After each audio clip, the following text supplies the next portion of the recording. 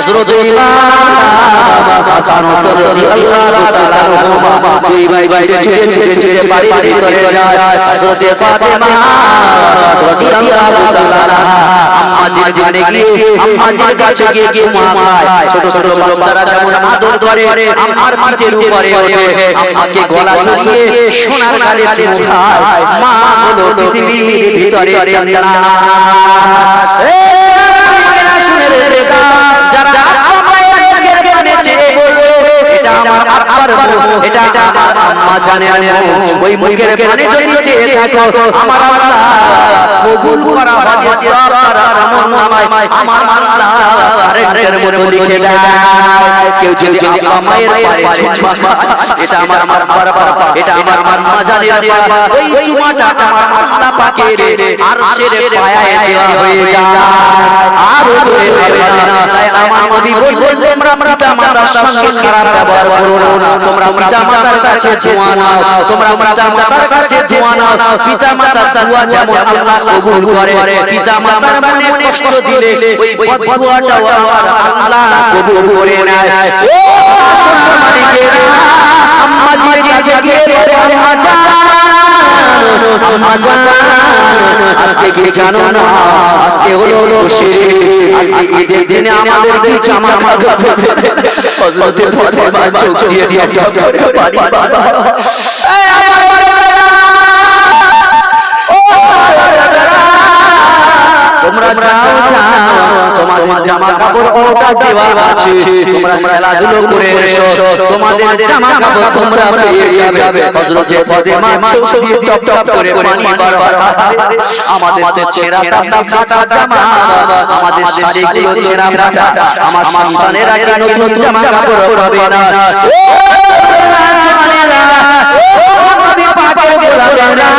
ও দাদা হুজুর বাবারা শুনে রে, ওই সময় দুই ভাই খেলাধুলায় চলে গেল।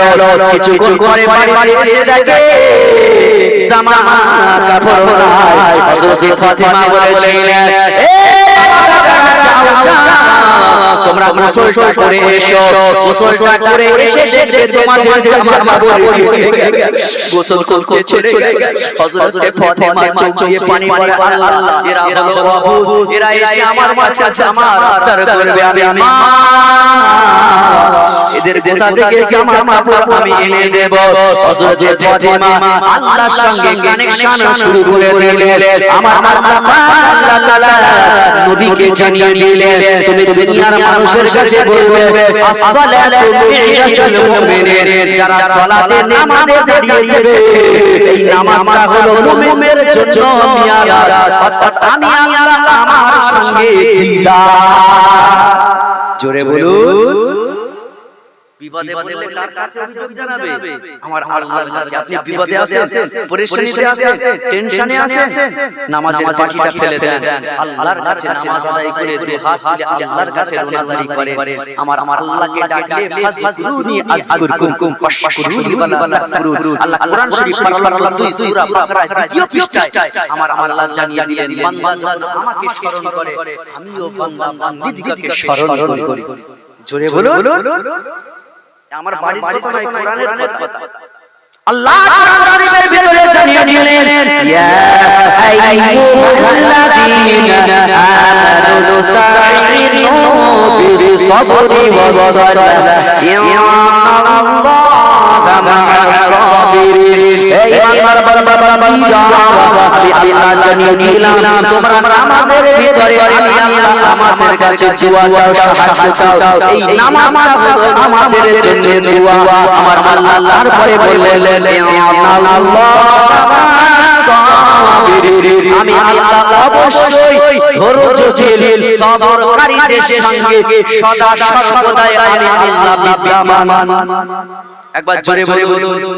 যারা সবর করে তাদের সাথে কে থাকে? আল্লাহ থাকে, শয়তান থাকে না। আর যারা হট টেম্পারি, রাগ, ওদের সাথে কে থাকে? ইবলিস, শয়তান থাকে। ও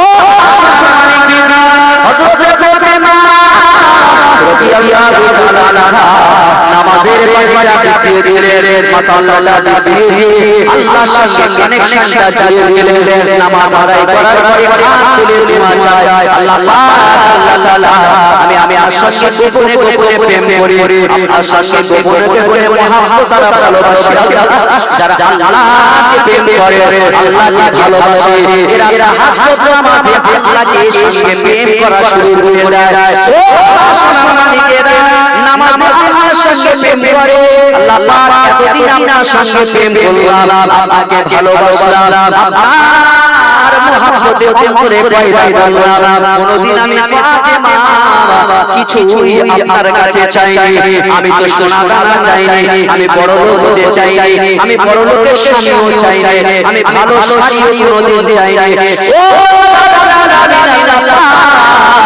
আজকে আমার জন্য আমার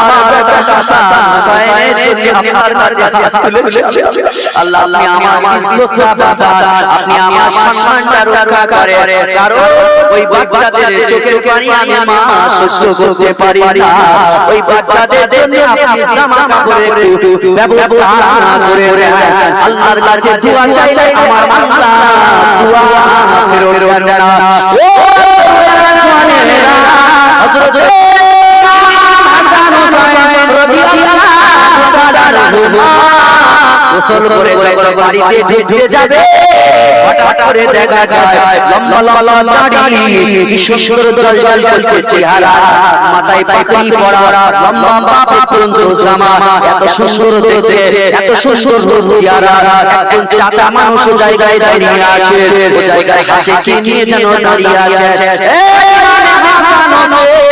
বাবা বেটারা এই প্যাকেটটা নিয়ে নাও এটা তোমার মায়ের কাছে দিয়ে দেবে এটা হলো তোমাদের জন্য একটা প্যাকেট ওই সময় বাচ্চাটা ওই প্যাকেটটা নিয়ে বাড়ির ভিতরে চলে গেল বাড়ির ভিতরে গিয়ে আম্মা পাটি বসে বসে আল্লাহর কাছে রোনাজারি করে ও আমি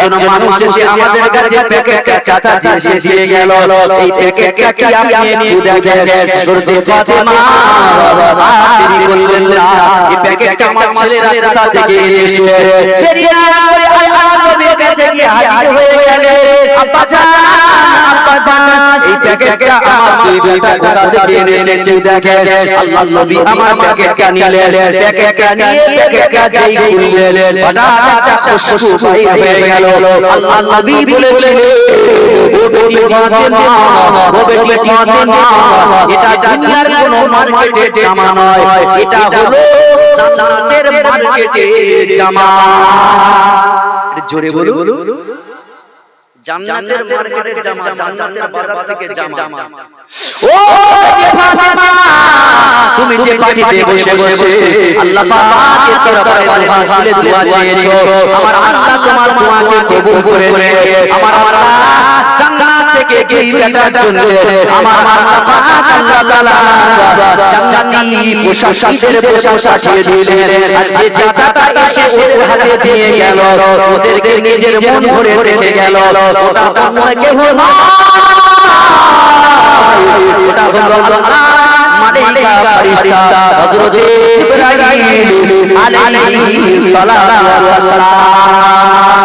আর চলে হবে না কত কষ্ট ছিল হযরত ফাতেমা রাদিয়াল্লাহু তাআলা আনহা সংসারে বাড়িতে খাবার কিছু নাই বাচ্চাগুলো অন্যায় ছোট হচ্ছে ও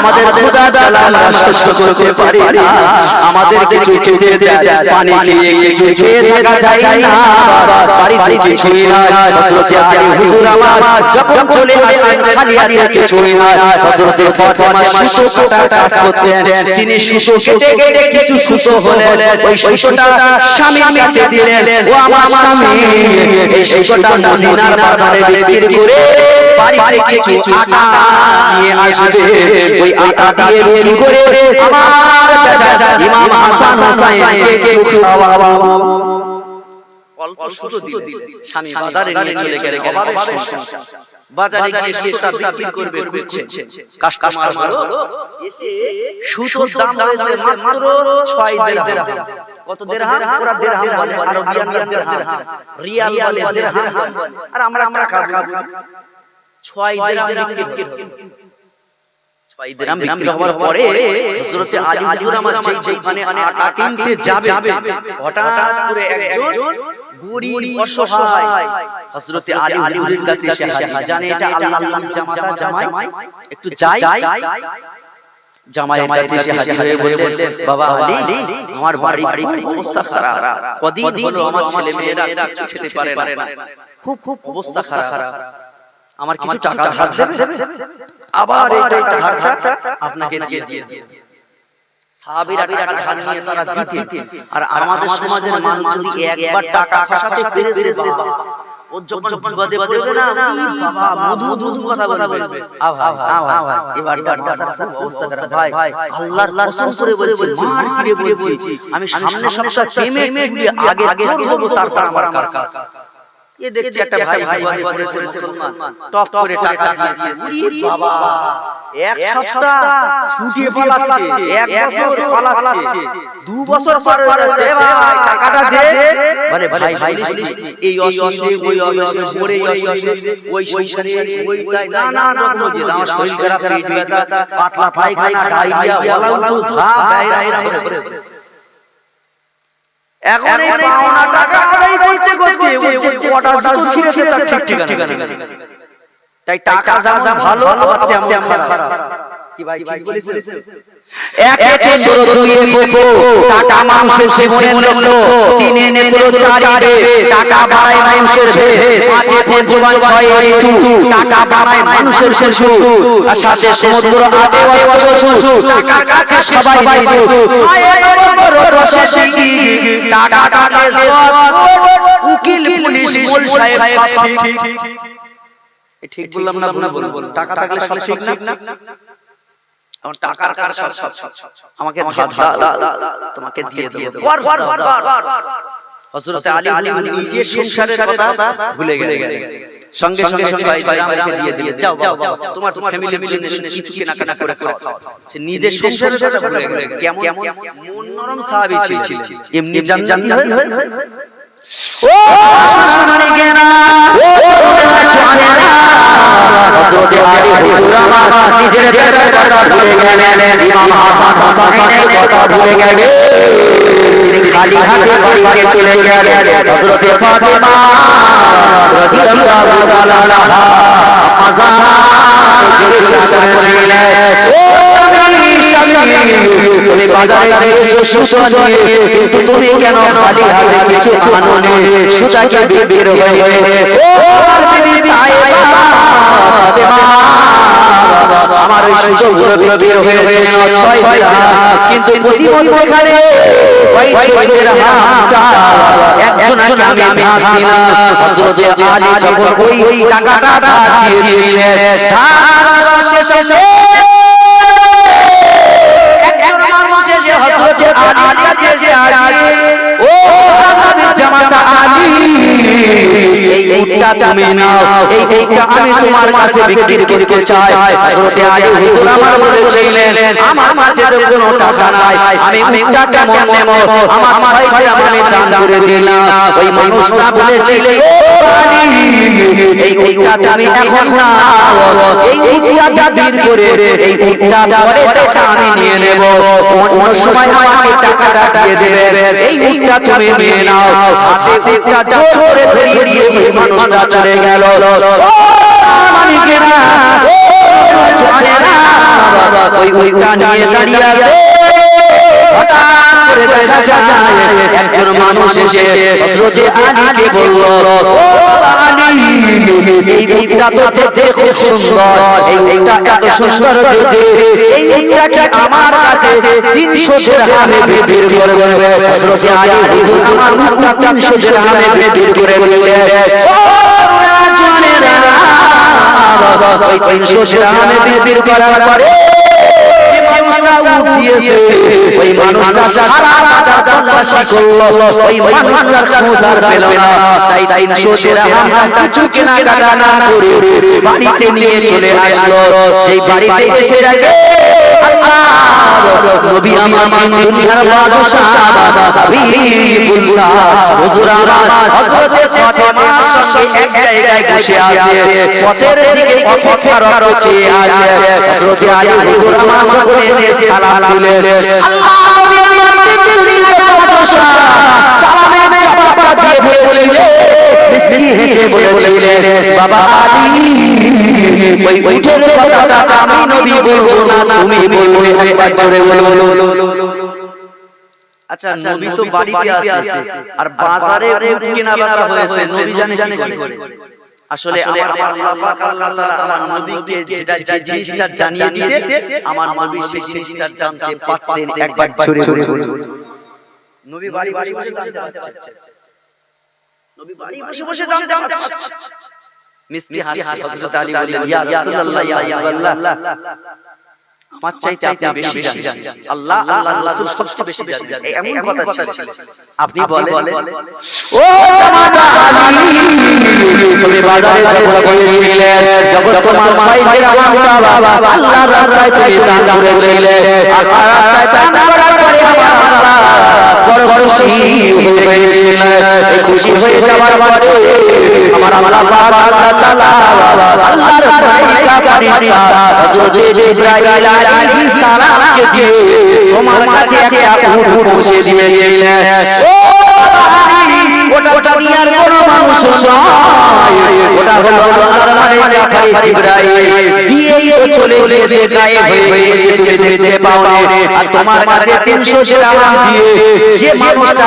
উটটা কিনে নিল ওই উটটা যে মানুষটা কিনেছে ওটা হলো আল্লাহর মালায়েকা ফেরেশতা হযরত ইসরাফিল আলাইহিস সালাম ও জানেরা আমার আল্লাহ যখন হুকুম দিবে ও তুমি দেরি করো না তুমি শিকার করতে দাও তুমি শিকায় বুকরা দিয়ে দাও ইয়া আল্লাহ যুল জালালি ওয়াল ইকরাম পারলাম সাদা সূরা রহমান আমার আল্লাহ জানিয়ে দিলেন ইসরাফিল আলাইহিস সালাম যখন আমি আল্লাহ হুকুম দেব যুল জালালি ওয়াল ইকরাম तमाम পৃথিবী আসমান জমি সব হুলুস্থুল হয়ে যাবে কিয়ামত শুরু হয়ে যাবে সেই ইসরাফিল আলাইহিস সালামের হাতে দায়িত্ব হলো শিকায় বুক দেওয়া ইসরাফিল আলাইহিস সালাম ওই 300 দিরহাম দিয়ে তোমার কাছে উটটা কিনে নিয়ে চলে গেল আর যে উটটা ছিল ওই উটটা হলো